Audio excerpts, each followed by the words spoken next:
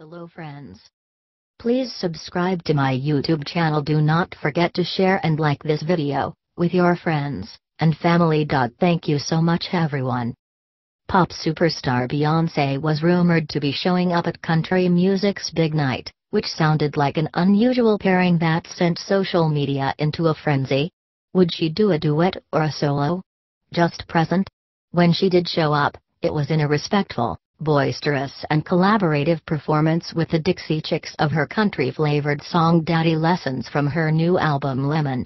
Beyonce, who apparently needed no introduction, looked gorgeous in strands of pearls and a hip-hugging Zahar Murad gown, swaying happily to the sound of a sax solo, boogieing while others sang and clapping along.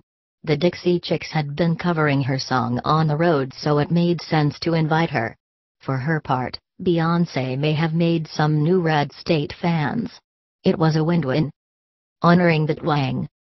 The CMAs elegantly straddled the line between nostalgia and moldy oldies by making elegant nods to past idols and educating new country fans to artists who paved the way like Loretta Lynn, Vince Gill, George Strait, and Barbara Mandrell.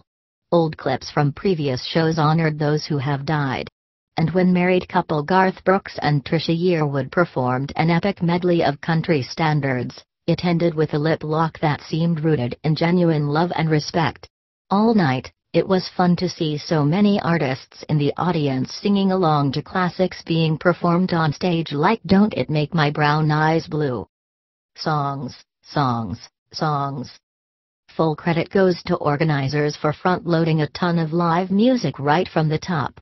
A portion of a dozen songs, from Alabama's Mountain Music to Reba's Fancy and Carrie Underwood's Stand By Your Man, took a blistering 10 minutes and gracefully ended with the microphone in the hands of Randy Travis, who has been rehabilitating after a 2013 stroke, and he joined in on the last lines of the song. When Thomas Rhett won Single of the Year award, he said the sequence left him in tears. The rest of the night was virtually wall-to-wall music, as it should have been. Roasted politicians. Donald Trump and Hillary Clinton both came in for some gentle jokes. Co-hosts Brad Paisley and Carrie Underwood pulled out a duffel bag they called a basket of deplorables, which Clinton used to describe some Trump supporters. Inside was camo and ammo. Paisley, meanwhile, channeled Trump when he announced, "This show is rigged." He said he'd accept the results, only if he won, though he wasn't nominated for any awards, and referred to his co-host as a nasty woman and crooked Carrie. Later, he jokingly called Jason Aldean and Brooks undone bad hombres. None of the presenters or performers got in on the act, avoiding any politics just days before the election. Birthday overshadowed.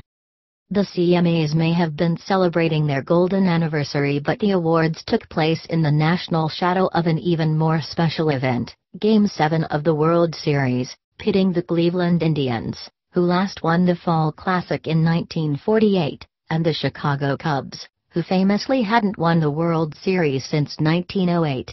The show was more than half over by the time presenter ESPN broadcaster Kirk Herbstreit made the first on-air reference to the other big show, informing the audience that the Cubs were up in the fifth inning. Later, Vince Gill said the Cubs were up 6-3. The CMAs ended with a game in the eighth inning, meaning a whole lot of country stars probably pulled out their phones as soon as Garth Brooks won the top award and the hosts waved goodbye. Production values. The CMAs pulled out all the stops to make their birthday look elegant. Sometimes, it worked well, as when Tim McGraw's Humble and Kind was accompanied by a montage of diverse American faces and when Kelsea Ballerini performed her hit Peter